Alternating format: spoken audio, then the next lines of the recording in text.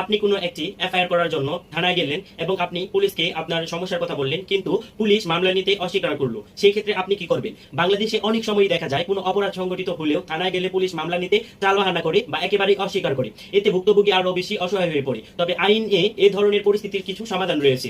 আজকের আলোচনা থাকছে, পুলিশ যদি মামলা নিতে অস্বীকার করে তখন আপনার করণীয় কি, কোথায় অভিযোগ করবেন এবং আপনি কিভাবে আইনের আশ্রয় নেবেন। প্রথমতই আপনি চলে যাবেন থানায় লিখিত অভিযোগ দায়ের করতে। এফআইআর কোনো অপরাধ সংঘটিত হলে প্রথম করণীয় হচ্ছে আপনাকে থানায় গিয়ে একটি লিখিত অভিযোগ দিতে হবে বা এফআইআর দায়ের করতে হবে। পুলিশ যদি মৌখিক অভিযোগ নিতে অস্বীকার করে তবে আপনি লিখিতভাবে জমা দিবেন এবং একটি রিসিপ্ট কপি রেখে দিবেন নিজের কাছে।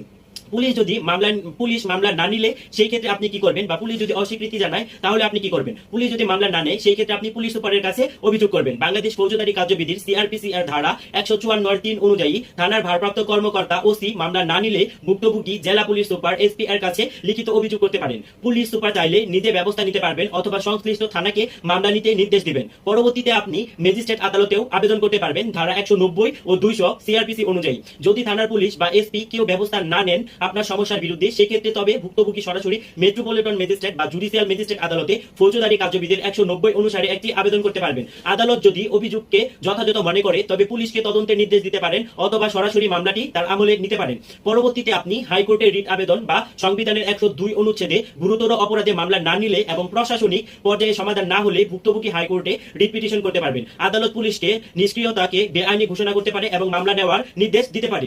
আপনি কিছু প্রমাণ সংগ্রহ করবেন এবং সতর্ক থাকবেন। এফআইআর বা অভিযোগ করার সময় ঘটনার স্থান, সময়, সাক্ষী এবং প্রমাণ স্পষ্টভাবে উল্লেখ করতে হবে আপনাকে। যে কোনো প্রমাণ, সিসিটিভি ফুটেজ, মেডিকেল রিপোর্ট, ছবি, ভিডিও সহ সংরক্ষণ করতে হবে। এগুলো আদালতে আপনার কাজে লাগবে।